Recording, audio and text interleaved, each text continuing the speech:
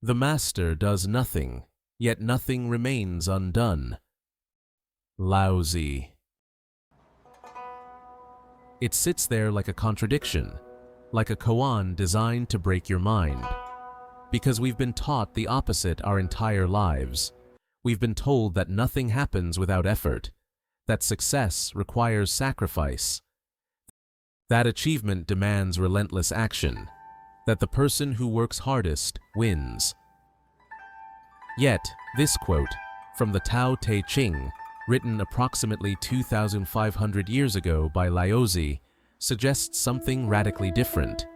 It suggests that there's a way of moving through the world where maximum effort isn't required, where, in fact, maximum effort might be the obstacle. So this quote feels like nonsense. It feels like the wisdom of someone who never had to compete, never had to survive, never had to build anything real. It feels like an excuse for laziness dressed up as philosophy. But something in it nags at you. Because you've probably felt it yourself. You've probably noticed that the harder you chase something, the faster it runs. That the more desperately you try to impress someone, the less impressive you become. That the tighter you grip something precious, the more it slips through your fingers. You've probably also noticed the opposite. Moments when you weren't trying. When you were so absorbed in what you were doing that there was no separation between you and the action. When things flowed. When obstacles dissolved. When results came not from force, but from alignment. The ancient Taoist philosophers, Laozi, Zhuangzi, and the sages who followed them, understood something we've systematically forgotten. They observed patterns in how the world actually works, not how we think it should work. They saw that nature accomplishes everything without strain. Water doesn't try to flow downhill. Seeds don't try to grow. The seasons don't try to change. And they saw the same pattern in human mastery. The greatest artists, craftspeople, warriors, and leaders weren't the ones who tried the hardest. They were the ones who had learned to move with reality instead of against it. This isn't abstract philosophy. This is observable reality. And understanding it changes everything about how you approach your work, your relationships, your creativity, and your life. Today, we're going to examine this carefully. We're going to look at where we misunderstand this principle, where we apply force when we should apply alignment, where we create resistance instead of flow. And most importantly, we're going to understand what the Taoists actually meant, because it's far more practical than it sounds. Now, the first way we misunderstand Wu Wei is in our fundamental belief that we control outcomes through force. We see a problem. We see something that needs to change. And from a place of genuine intention, often from a place of care, we try to force that change. We believe that if we just push hard enough, if we just apply enough willpower, if we just refuse to accept defeat, we can remake reality to match our vision. This belief runs so deep that we don't even question it. We celebrate people who refuse to give up. We admire those who never surrender. We tell stories about underdogs who beat the odds through sheer determination. And some of these stories are real. Some people do achieve things through force. But the Taoists observed something the modern world has forgotten. Force always creates resistance. Always. It's not a sometimes thing. It's not a maybe. It's a fundamental law of how reality operates. In the Zhuangzi, written approximately 2,300 years ago, there's a story that reveals this perfectly. A man named Yen Hui came to Confucius and asked permission to travel to the kingdom of Wei. He had heard the ruler was incompetent and destructive. Yen Hui believed that if he could just get close to this ruler and teach him the principles of good governance, he could transform the kingdom. Confucius was skeptical, not because Yen Hui lacked wisdom or skill, but because Yen Hui was approaching the problem with force. He was trying to impose his vision of what was right onto someone who didn't want to hear it. As Confucius stated in the Zhuangzi, and I quote, "If you do not understand men's minds, but instead appear before a tyrant and force him to listen to sermons on benevolence and righteousness, measures and standards, this is simply using other men's bad points to parade your own excellence. This is how you will bring disaster upon yourself." This reveals something hidden in plain sight. When we try to improve others through force, we're not actually trying to help them. We're trying to prove ourselves right. We're using their problems as a stage for our own superiority. And people sense this. They resist it. They resent it. And they double down on exactly what we're trying to change. The Tao Te Ching addresses this directly. As Lao Tzu wrote, and I quote, "Do you want to rule the world and control it? I don't think it can ever be done. The world is a sacred vessel, and it cannot be controlled. You will only make it worse if you try. It may slip through your fingers and disappear." This isn't poetry. This is physics. When you grip something too tightly, it breaks. When you push against a door that's locked, you exhaust yourself. When you try to control something that has its own nature, you meet resistance equal to your force. The Taoists understood that real change doesn't happen through force. It happens through understanding, through alignment, through working with the grain of reality instead of against it. Consider water. Water is the ultimate symbol in Taoist philosophy. It's soft, it's yielding. It doesn't try to overcome obstacles. Yet water wears away stone. Water finds every crack. Water always flows downhill, and nothing can stop it. Not through force, but through alignment with gravity and nature. This is what the Taoists meant by Wu Wei, non-action, or more accurately, action without forcing. It's not about doing nothing. It's about doing what's natural to the situation. It's about moving with reality instead of against it. So the first insight is this: trying to control outcomes through force doesn't work. It creates resistance. It exhausts you. It often makes things worse. But this doesn't mean accepting suffering passively. It means understanding that real change happens through a completely different mechanism, through alignment, not force. The second manifestation of this principle emerges in something far more personal: our endless pursuit of happiness through external achievement. We believe happiness is something to attain. We believe it's waiting for us at the end of some achievement. If we just get the right job, we'll be happy. If we just make enough money, we'll be happy. If we just find the right partner, we'll be happy. If we just become successful enough, we'll finally be satisfied. So we pursue, we optimize, we hustle, we sacrifice. We tell ourselves that happiness is just one more achievement away, and we exhaust ourselves in the pursuit. But the Taoists observed something different. They saw that this very pursuit is what prevents happiness from arriving. The paradox is this: you cannot pursue happiness directly. The pursuit itself becomes the obstacle. The Tao Te Ching contains a passage that cuts directly to the heart of this problem. As Lao Tzu wrote, and I quote, "This is what the world honors: wealth, eminence, long life, a good name.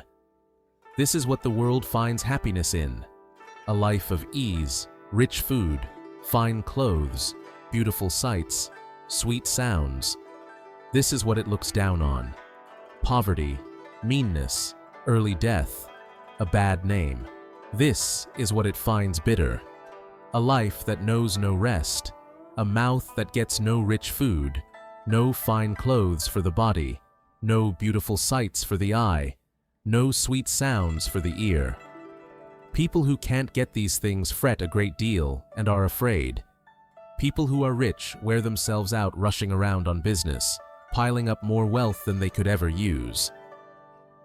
Read that carefully the Taoists saw a cruel irony. The wealthy exhaust themselves trying to maintain and increase wealth. The famous exhaust themselves trying to maintain and increase fame. The successful exhaust themselves trying to maintain and increase success. Yes, the pursuit works. Temporarily, you do achieve things, you do get moments of pleasure, but that's not happiness. That's just the temporary absence of dissatisfaction, followed by the constant need to chase the next thing. Real contentment, what the Taoists called the state of the uncarved block, comes from a completely different source.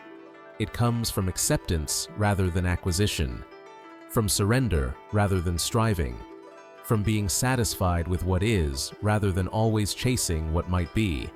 This doesn't mean not working. The Taoists weren't advocating laziness. They were advocating for a different quality of action. Action that comes from alignment rather than desperation. Action that flows from what you're naturally inclined to do rather than action that fights against your nature. In the Zhuangzi, there's a story of a craftsman. He had been making wheels for 60 years. His hands had become so attuned to the work that he could make a perfect wheel without thinking. When asked how he had achieved such mastery, he said something remarkable. "I don't think about it anymore. My hands know what to do."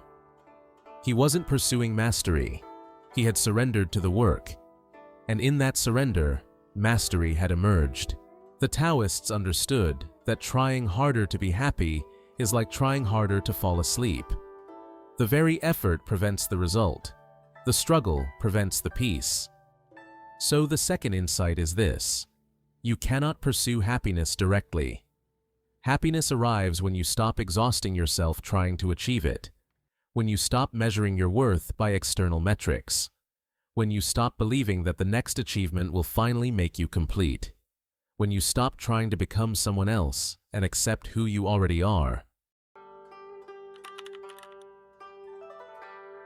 And the third, perhaps most insidious form of this misunderstanding appears in something we do to ourselves constantly: the attempt to be something other than what we are. We look at ourselves and see defects, flaws, weaknesses, things that don't match the ideal. So we try to change ourselves, we remake ourselves, we try to become someone we think is better, stronger, more valuable than who we actually are. The self-improvement industry is built on this. Billions of dollars are spent every year on programs designed to fix us, to optimize us, to transform us into better versions of ourselves. And the underlying message is clear: who you are right now is not enough. But the Zhuangzi contains a story that addresses this directly. It describes various creatures and the wind envying each other for their inborn characteristics. The centipede envies the snake because the snake can move without legs. The snake envies the wind because the wind can travel vast distances without a body at all. The wind envies the tree because the tree stands still and doesn't have to move. But the tree argues, "I stand in one place, yes, but it takes only a small breeze to disturb me. I cannot move away from danger. I cannot seek what I need."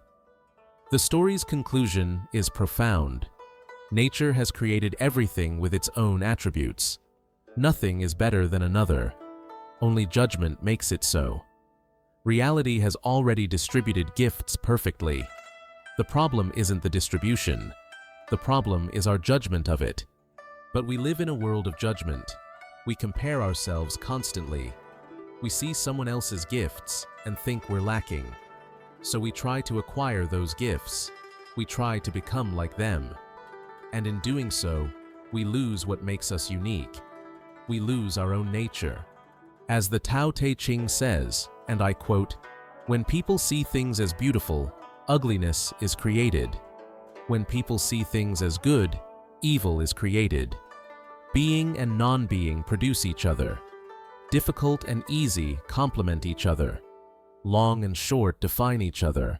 High and low oppose each other. Fore and aft follow each other." This reveals something hidden. By constantly trying to elevate one thing, we inevitably create its opposite. By chasing beauty, we create ugliness in comparison. By seeking the good, we create evil as its shadow. By trying to improve ourselves, we create a sense of inadequacy within ourselves. The Taoists understood that mastery comes not from changing yourself, but from accepting yourself completely, and then operating from that acceptance. From aligning with your nature rather than fighting against it. In the Zhuangzi, there's the famous story of Butcher Ding.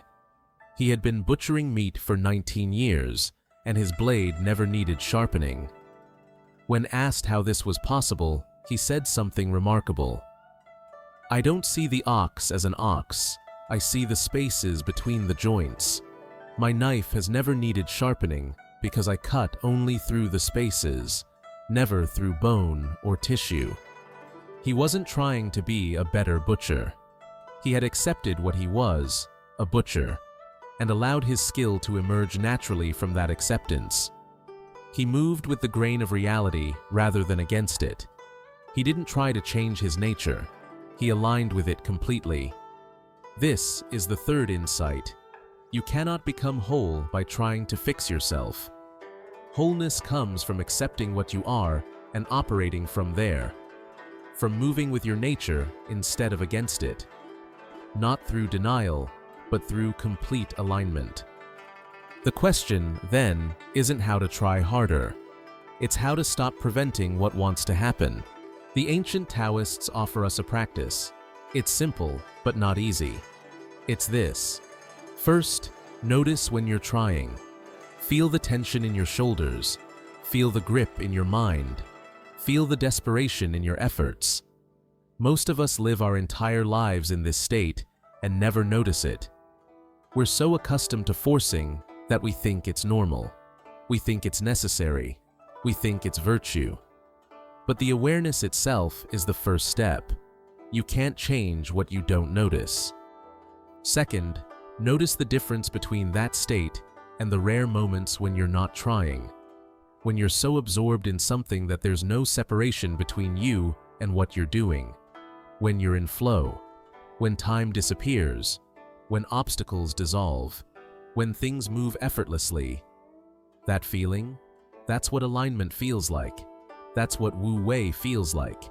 That's what the Taoists were pointing toward. Third, begin to return to it. Not by forcing or trying. That defeats the purpose. But by creating conditions where it can emerge. Rest when you're tired. Stop when you're stuck. Listen when you're confused. Trust when you know. Work on what matters to you. Move away from what doesn't. Follow the path of least resistance, not because you're lazy, but because that's where real power flows. The Tao is constant, as Lao Tzu said, and one who seeks the Tao unlearns something new every day. This is the practice. Not accumulating more knowledge, more discipline, more control, but releasing what gets in the way, dropping what weighs you down, letting go of the constant need to prove yourself. The world operates without force. Water doesn't try to flow downhill. Seeds don't try to grow. The seasons don't try to change. Ecosystems don't try to balance themselves. The Tao moves without effort. And when you stop swimming against it, when you finally align with how things naturally want to move, neither do you. This is Wu Wei. This is the art of non-action, and it's far more powerful than any amount of force could ever be.